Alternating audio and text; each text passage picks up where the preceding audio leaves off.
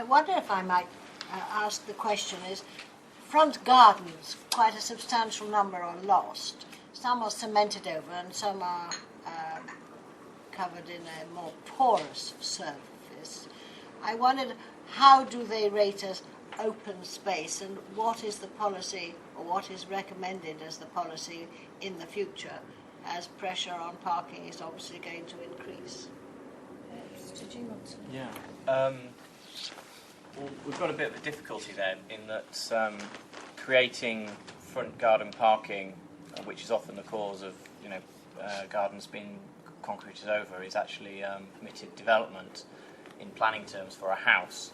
So it's not something that can be controlled unless in conservation areas there is what's called an Article 4 direction established, which takes away the rights of individual property owners. So there is scope to do that, but it is a process you have to go through, and it does take away people's rights. May I just clarify a point? Did you say that you can actually build over your garden if you so wish? You can create a hard standing, so which is paving over, yes. But you can't. You can apparently dig underneath your house for another 2 or 3 floors. Is that correct? But you can't dig underneath your garden to put your swimming pool. Both are possible, yes. Right. So at the moment, the rights of the resident is that you can do this. Could we have a policy, or might I recommend a policy that says if you must have a carport, you have it in something porous, so that you don't get the same flooding and surface damage, and possibly, even Ivy could do something, an attempt to do something green. Well, the government changed the rules as recently as last year for permitted development for front garden parking, and the only reason it doesn't require permission is if you use porous materials exactly to stop urban flooding. So if somebody came in and said, we want to pave over our front garden, but we want to do it in cement, that would actually require permission because it's not porous. All right. Okay. Thanks very much. Moving away already. Well, one of the problems in Westminster is not just the lack of space, but the way it's restricted. Now, Mr. Walls talked about apparently not being able to go into his estate. There are other estates which have quite a lot of greenery inside them. And I think as a member of the public, you think, oh, I can't really go in there. It's particularly marked in Eccleston Square and the other square there, that they are literally locked away from the public, except perhaps on the odd open day. And I realise the residents have got rights and pay towards these things, but the restriction is something that would be happy to break down. I don't know how it could be done, but if there's some attempt to do it, it might help. But the other thing that destroys the appearance and the use of the place is the royal parks are used now for any old thing, and in the process people build up barricades and tents and take them down perhaps if you're lucky and spoil the grass in the process. That's becoming a very bad addition, if you like, to London for reasons that really aren't justified in my opinion. Battersea Park, to my mind, is a mess. I know that's not in Westminster because they've created things that are going to stay there forever in tent fashion, and if that spreads into Westminster and into the royal parks, it would be very bad indeed.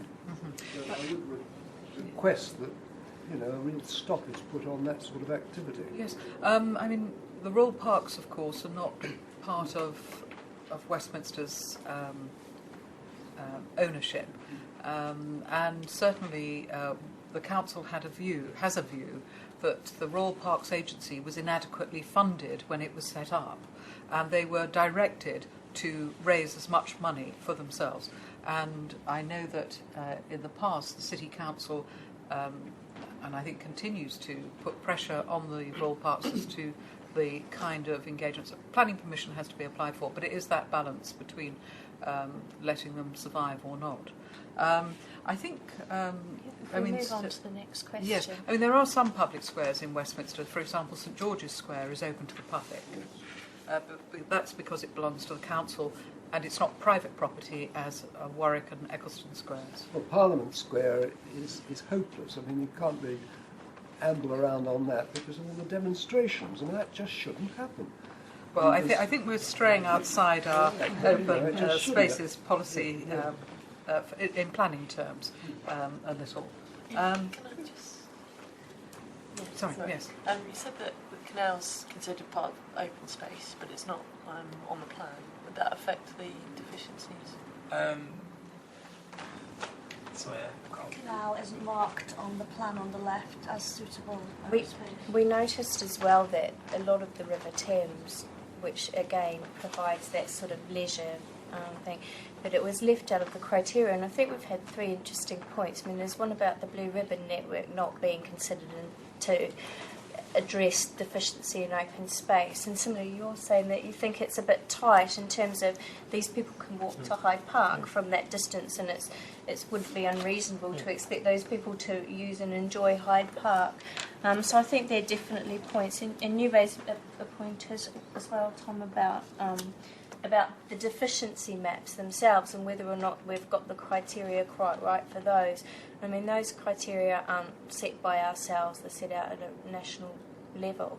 But it may be something that if we're going to use that as one of our criteria for, saying, having additional requirements within those areas, then maybe the criteria aren't quite right to identify those areas that genuinely are deficient in public and open space. I think it's the recognition of the ownership and the point that the councillor has made about the royal parks having to raise money. That's why Hyde Park in particular becomes now so popular. And it's a great worry to the Royal Parks Committee that this is happening, and very much concerned about how to protect the wildlife and the natural life and the status of the park. I mean, I was certainly very interested to see the St James Park demonstration allotment garden, which is very beneficial. But Barbara, you wanted to comment? Well, provision of open space is one thing, but it's also a question of how you're going to manage that open space, which is really the great concern. I mean, my observation of sort of, doing planning over the years is that, there are concerns about open space that might be misused and that might in fact become a nuisance to residents. And you end up with squares that have to have railings around them and be locked and unlocked, and are there going to be children in them, or are they going to be kept quiet for older people or whatever? So it really is a question of what you want the open spaces for. My ward is not an area of deficiency. It's got a lot of green space around all the blocks of flats, Liston Green and Church Street. But it's not... The canal. And the canal. Now, but all of that is subject to nuisance. Residents very concerned that it's managed well. I mean, so there tend to be lots of green open spaces that never have anybody on them. Right. I just want to also add the positive health outcomes of green space being close to everybody, even in poor areas and rich areas, for circulatory disease. They can reduce health inequalities, and obviously for mental health. People have got access to open spaces. I can't hear you. Sorry, just having positive health outcomes from having green space available to everyone in Westminster, whether they come from a deprived area or a rich area. Those who live close to obviously physical activity opportunity, more positive mental health, and circulatory diseases, and reducing health inequalities.